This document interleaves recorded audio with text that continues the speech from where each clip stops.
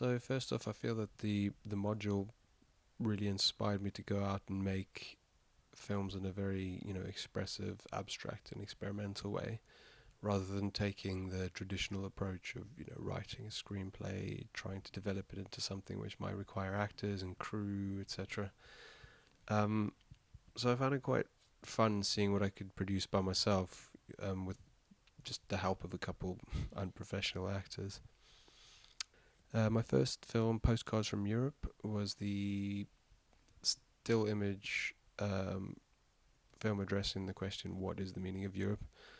Which I thought I kind of approached it from the perspective of an outsider, being South African. Although I do have a British, I've got dual citizenship. I kind of found it quite difficult to identify myself in this way because I've grown up in Southern Africa, spent the first 21 years of my life there, and then the first time I kind of set foot in London, which has been my only European home since then, was over 6 years ago.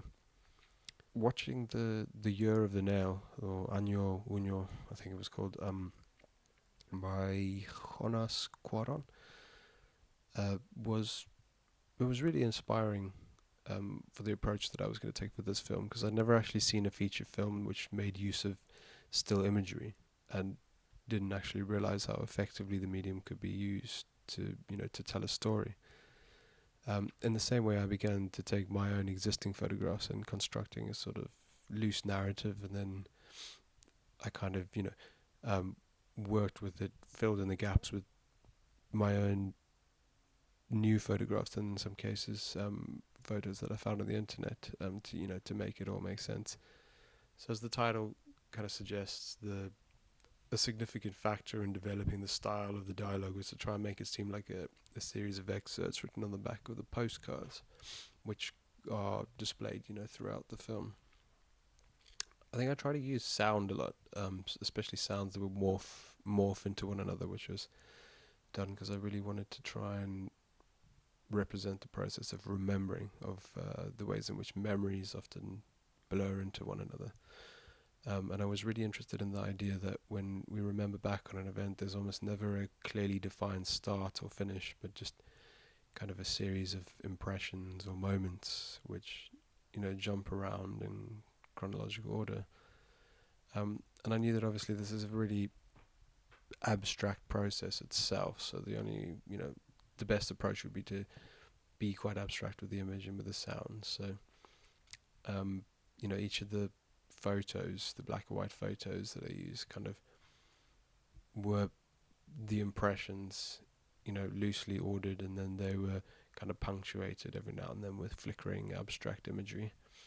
And then I also kind of try to make the association between memories, or especially memories that fade and change with time, and the idea of an image being photocopied and then, photocopied again and losing quality and becoming abstract in itself, sort of resulting in the kind of black and white image that I used for the majority of the film. I think the this film was quite interesting because I received a lot of really positive feedback from people that had seen it, and I wanted a kind of approach to trying to give this sense of nostalgia in a way. So it'd be kind of mixed happiness and sadness, just kind of straddling the border there. But a lot of people told me that they felt kind of an overwhelming sense of sadness when they watched it. That they found it was really, really like heartbreaking, which I didn't expect. Three people actually, different people, told me that they cried, which was quite, for me, it was quite something that people would react so strongly, to something that I'd made.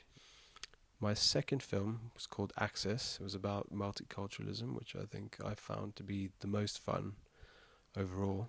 Um, and the initial concept was to kind of explore the idea of multiculturalism through the internet, which the idea came about while I was researching a topic of collective intelligence for another module. And the idea that online communication has kind of made it so much easier to share ideas and information with people we'll probably never even meet. So, when I thought about the kind of the forums, the blogs, the comment boards that I'd experienced this, where I feel like I've learned about other cultures, um, I thought to represent this, I wanted to use something that everyone would recognize, which was YouTube. Um, I think the thing that I really kind of regretted with this was that I don't think the full impact was felt because I intended to have to make it visible that every time it zoomed out, the new character that you see is kind of making a writing something on the comments board of YouTube. Everything was supposed to be in a different language to kind of show that this is a different culture, show that these are different people from different places interacting. But I think a lot of that got lost because of the quality of the image, which obviously in filming a video of a video of a video, you do lose quality, especially when all these videos are on a computer screen, which then already you're getting problems with lines across your screen and whatnot. So I kind of had to, at one point, just sacrifice getting across that these were different languages and embrace the fact that it was turning out to be quite abstract and quite multicolored in itself, which I think worked quite well. It was sort of a happy mistake. I had a lot of fun composing the music for this as well. And it's the first time I've been able to do so in the context of university filmmaking. So to complement the kind of the frantic visuals, I decided to go for something quite upbeat and percussive. Taking different rhythms and blending them into a new rhythm, which obviously, it refers to exactly the subject matter of, different rhythms of life, of different people coming together. So yeah, I wanted the end results of the sound of the score to be quite manic, but still maintain a sense of structure, in a way. Yep. My third film is called The Lifeblood Machine, and for this one, I wanted to produce something a bit sort of aesthetically different from the previous projects. So this film addressed the challenge of making an animated, experimental, or found footage film, and I went for found footage, I guess experimental, mixed the two, to address a recent political issue. And this, I think, allowed me to take a theme that I'd really wanted to work on for quite a long time, which was that of water. And I used a combination of footage from, I think, 7 different sources, which included an educational video about the process of sourcing and bottling water.